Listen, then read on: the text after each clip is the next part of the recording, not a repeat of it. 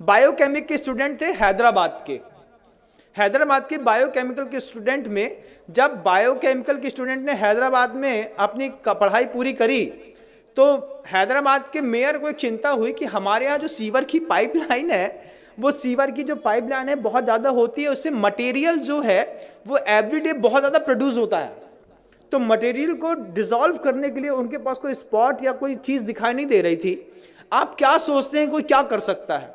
जब ये question mayor के दिमाग में खड़ा हुआ कि जो मतलब मैन का बायो प्रोडक्ट है, जो भी मल वगैरह निष्कासित होता है, तो सीवर कनेक्टेड कर दिया, सबके यहाँ के सेप्टिक टैंक हैदराबाद में अलग कर दिए। अब कनेक्टिविटी बना करके सीवर की पाइपलाइन से पूरे हैदराबाद का जो मल है वो एक जगह पर स्टोर होता था।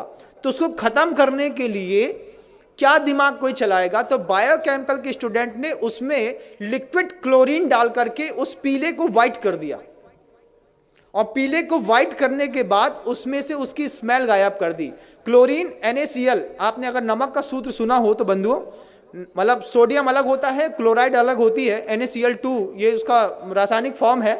और जहाँ हम रहते थे पहले HGM, वहाँ पे Hukumchand jute mill and industries, और मतलब नमक से क्लोरीन बनाने का प्रोसेस वहीं पे होता था। लिक्विड क्लोरीन होती है, पाउडर फॉर्म में क्लोरीन होती है, गैस फॉर्म में क्लोरीन होती है, और सब अलग अलग चीज़ों में काम आती है। जो बांस के पेड़ होते हैं उसको साफ करने के लिए लिक्विड क्लोरीन काम आती है, जिससे आपका पेपर बनता है और जो बिल्कुल वाइट हो जाता है।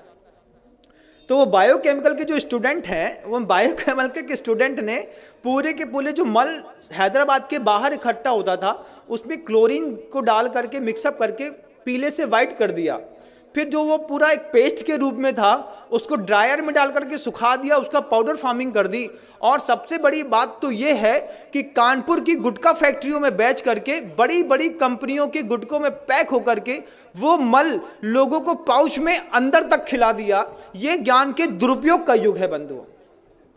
आपको आश्चर्य होगा, लगता है ना कि हम जिस कंपनी का गुटखा खाते हैं ये तो बहुत फ्रेश है और बढ़िया है।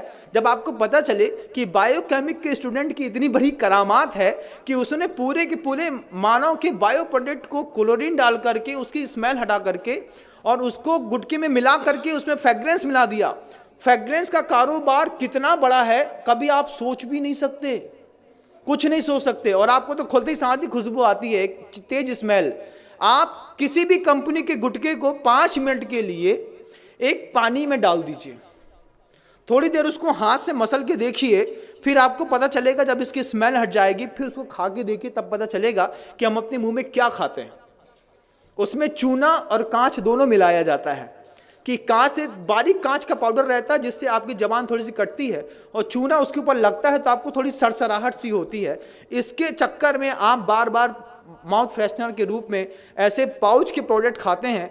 बायोकेमिक के स्टूडेंट ने पूरा का पूरा मानव मल उठा करके पाउचों में पैक करके कानपुर की गुटखा फैक्ट्री में जा करके एक बार ऑब्जर्वेशन तो करिए बंधुओं, तब समझ में आएगा ये गुटखा खाने वाले लोग सुबह सुबह मानव का मल खा करके अपनी जिंदगी की शुरुआत करते हैं।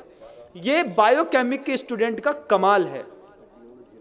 हड्डियों का ढेर मिलता है, दुनिया भर की चीजें मिलती हैं। स्मॉल स्केल इंडस्ट्रीज, 3 शब्द याद रखिएगा।